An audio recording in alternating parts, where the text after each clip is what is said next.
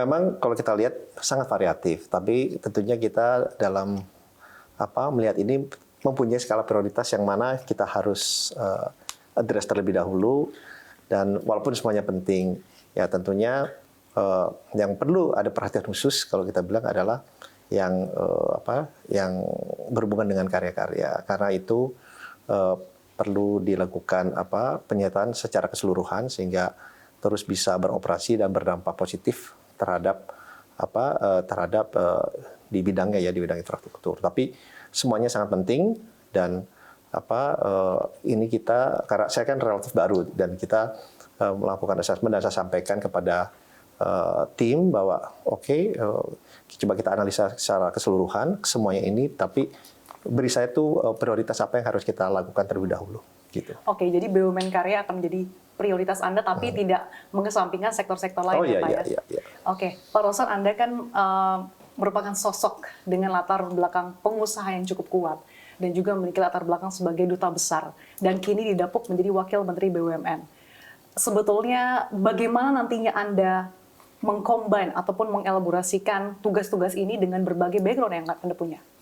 Ya, alhamdulillah mungkin saya menjalani beberapa bidang yang dari private sector, saya sebagai pengusaha, kemudian menjadi ketua umum Kadin, kemudian dipercayakan menjadi dubes Indonesia untuk Amerika Serikat, dan sekarang menjadi Wakil Menteri BUMN. Sehingga dengan pengalaman yang begitu banyak, ini memberikan saya begitu banyak pandangan dan aspek dan sudut yang mempunyai dampak positif.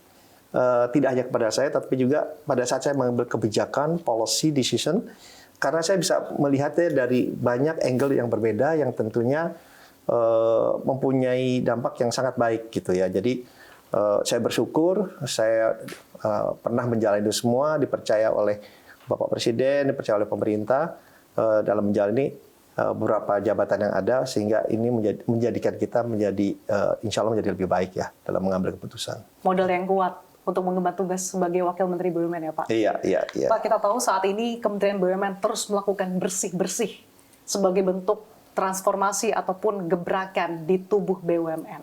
Nah, sejauh ini apa langkah Anda untuk menyehatkan BUMN Karya yang tadi Anda awal sebutkan ini menjadi prioritas? Karena tentunya setiap perusahaan ini resep ataupun obatnya akan berbeda-beda, Pak. Ya, benar sekali, masalah gini.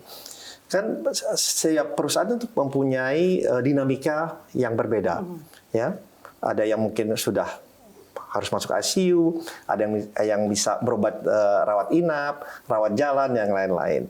Dan tentunya dosis yang harus kita berikan adalah harus sesuai dengan dosis yang diperlukan oleh mereka. Tidak berlebihan dan juga tidak kurang. Nah, tentunya analisa ini sudah kita lakukan secara komprehensif. Tentunya dibantu oleh banyak pihak yang terpercaya sesuai dengan ahli dan ke bidangnya masing-masing, dan kita melakukan asesmen ini secara keseluruhan. Jadi tidak hanya di satu sektor, misalnya keuangannya saja, tapi baik dari operasinya, keuangannya, administrasinya, GCG-nya, transparansinya. Jadi banyak sekali, karena kalau kita melakukan penyihatan, kita kan ingin melakukan penyihatan itu secara keseluruhan. Jadi kita tidak ingin penyihatan kemudian beberapa waktu kemudian harus ada penyihatan lagi. Itu bukan satu penyihatan yang sifatnya komprehensif. Nah, penyihatan yang ingin kita lakukan sekarang adalah penyihatan yang sifatnya komprehensif, cukup sekali, dan kemudian ke depannya bisa berjalan dengan baik, gitu ya. Meskipun Anda baru menjabat sekitar sebulan, Pak, contoh penyihatan BUMN yang tujuannya secara komprehensif, ini boleh digambarkan, Pak, perusahaan BUMN Karya mana saja? Ya. Sekarang kita kan sedang melakukan asesmen, dan sebenarnya sudah ada beberapa usulan-usulan, dan kita sedang mengkaji itu semua, karena kita ingin kita pastikan, seperti yang saya sampaikan, bahwa penyitaan ini komprehensif, dan banyak hal, mungkin yang satu, ini asetnya lebih bagus, tapi mungkin masalah lebih banyak, gitu. Mungkin yang ini relatif penyihatannya tidak terlalu signifikan, tetapi memang mungkin asetnya juga tidak signifikan. Jadi banyak hal yang kita analisa secara keseluruhan, dan yang paling penting kita melakukan itu sesuai dengan peraturan dan perundang-undangan yang ada. Gitu ya. Itu menjadi patokan karena itu menjadi sangat penting pada saat kita mengambil kebijakan-kebijakan. Jadi kita pun melibatkan banyak instansi terkait untuk memastikan bahwa apa yang kita lakukan ini sudah sesuai dengan jalur yang ada. Berkolaborasi dengan lembaga atau institusi lain, tapi tetap memperhatikan kehati-hatian ya Pak ya. Ya. Dinamika yang membayangi BUMN karya ini kan sebetulnya ditenggarai cash flow yang seret, kemudian utang yang menggunung. Nah ini langkah apa Pak yang Anda akan lakukan supaya BUMN karya ini bisa mengembalikan kepercayaannya Pak? Ya, untuk mengembalikan kepercayaan itu kan saya selalu meyakini tidak bisa overnight, tidak bisa instan, ya. Pasti akan melalui proses. Nah, sama juga untuk penyataan ini juga pasti ada melalui proses, ya. Proses itu harus kita jalani secara terbuka, secara baik, sehingga hasilnya pun akan menjadi lebih baik. Nah, seperti yang saya sampaikan tadi, saya selalu meyakini bahwa setiap masalah dinamika di perusahaan maupun perusahaan BUMN atau bukan, selama kita melakukan dengan benar, pasti ada solusinya. Itu pengalaman saya selama 25 tahun mungkin di mana sebagai pengusaha gitu ya. Dan juga sebagai financial advisory. Jadi pasti itu kita bisa lakukan. Tapi memang proses namanya juga proses penyihatan. Pasti menjalani proses itu pasti ada yang ada hal-hal yang bisa diterima, ada yang tidak bisa diterima pada saat ini karena namanya juga proses restrukturisasi, ya kan? Proses restrukturisasi ya pasti ada pihak-pihak yang mesti juga mengerti bahwa proses ini adalah proses jangka panjang dan penyelesaiannya juga tidak bisa instan dan juga jangka panjang. Jadi ya kita membawa hal ini menjadi lebih baik, tetapi perlu ada istilahnya pemahaman dan pengertian dari semua pihak bahwa ini harus kita lakukan gitu ya. Dan proses restrukturisasi itu bisa saya sampaikan pasti proses yang rata-rata tidak enak. Ya kan, namanya juga di restruktur gitu. Tapi ya itu harus kita jalankan. Yang penting semua pihak yang terkait itu memahami bahwa yang dilakukan ini adalah tidak semata-mata hanya untuk kepentingan perusahaan itu sendiri, tetapi juga untuk keberlangsungan dari banyak orang. Sejauh ini solusi-solusi apa saja Pak yang tengah dipertimbangkan pemerintah? Apakah termasuk rencana konsolidasi BUMN karya Pak? Ya, salah satunya memang adalah konsolidasi dari BUMN karya itu. Dan tentunya kita berkonsultasi dengan PUPR, dengan kementerian terkait lainnya, sehingga konsolidasi kita ini mendapatkan support dan dukungan dari semua pihak. Dan yang paling penting ini dilakukan dengan secara terbuka, secara transparansi, dan pasti semua pihak kan ada masukannya. Ya, masukan-masukan itu tentunya akan menjadi pertimbangan kita untuk menentukan apakah konsolidasi itu menjadi beberapa subholding atau holding, kemudian apa spesialisasi di masing-masing industri, dan yang paling penting bukan hanya konsolidasi dalam arti kata jumlah perusahaan, tapi adalah konsolidasi ini dilakukan dalam rangka kita menjadi lebih baik, menjadi lebih efisien, dan kembali lagi dampaknya juga positif ke depannya. Berarti bukan hanya perampingan dari jumlah yang saat ini banyak dimaksimalkan, diefisiensikan ya Pak? Iya. Sejauh ini sudah ada targetnya Pak, kapan kira-kira perusahaan BUMN karya yang existing saat ini akan dijadikan satu gitu ataupun diefisiensikan? Iya. Ya, tentunya ada tahapan, ya kan? Semua itu ada tahapan. Kembali lagi, ini juga melibatkan perusahaan, ada perusahaan terbukanya, TBK-nya, ya. Dan itu kita harus mengikuti aturan dari perusahaan TBK, ya. Dan ada yang akan selesai di tahun 2023 ini, ada yang memang lanjut sampai 2024. Tapi target kita pada tahun 2024 ini semua sudah selesai. Jadi kita tidak menyisakan pekerjaan rumah kepada yang melanjutkan ke depannya nanti. Oke, menarik nih Pak. BUMN karya ini kan cukup banyak yang mengerjakan proyek-proyek infrastruktur, terutamanya proyek strategis nasional yang bahkan ditargetkan rampung sebelum bahkan tahun 2024. Bagaimana Anda memastikan bahwa dengan kondisi BUMN karya yang saat ini tengah sakit tidak mengganggu proses pembangunan ini Pak?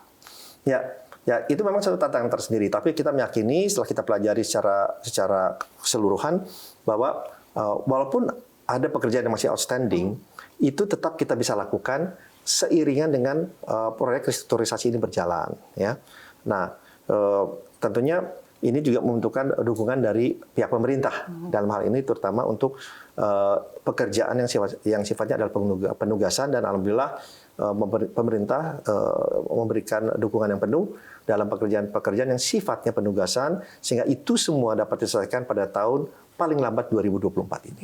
Oke, untuk memastikan itu sebetulnya kalau pandangan Anda dan juga berdasarkan analisa Anda yang tengah dilakukan saat ini, sebetulnya core dari permasalahan di BUMN Karya ini apa sih, Pak? Permasalahannya, ya mungkin saya nggak mau mencalahkan yang dulu-dulu ya, tapi memang ya kenyataannya masalah itu bisa terjadi karena mismatch di cash flow, kemudian mau mengambil pekerjaan yang tidak menguntungkan, harga terlalu tinggi, ya kan, kemudian tidak efisiensi, baik secara operation, baik secara finansial, dan juga secara good corporate governance-nya juga perlu sangat ditingkatkan gitu. Jadi tumpukan dari hal yang banyak itu dan berlangsung dalam jangka waktu yang lama, ya sehingga menyebabkan masalah ini terjadi. Karena masalah itu kan kembali lagi tidak dalam waktu sekejap terjadi, apalagi untuk suatu perusahaan yang sudah sekian lama gitu. Ya kita sih, kalau saya melihatnya, ya udah ini masalah, kita cari solusi yang terbaik, kita selesaikan.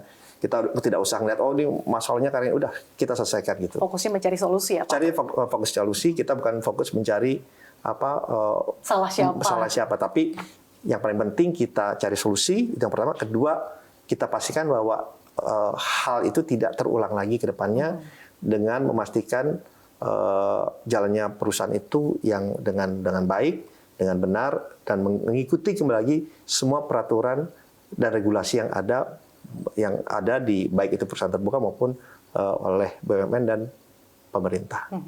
Dengan background Anda sebagai pengusaha, Pak Rosan, bagaimana Anda melibatkan dan juga mendorong keterlibatan swasta dalam proyek-proyek infrastruktur ataupun mungkin proyek-proyek strategis nasional yang existing saat ini? Ya, BUMN ini kan semua punya limitasi. Dan saya bilang nih, Indonesia nih pie-nya, kuahnya terlalu besar hanya untuk dikerjakan oleh BUMN. Justru peran swasta harus jauh lebih besar daripada peran BUMN dalam peningkatan pembangunan Indonesia yang sedang berjalan dan ke depannya.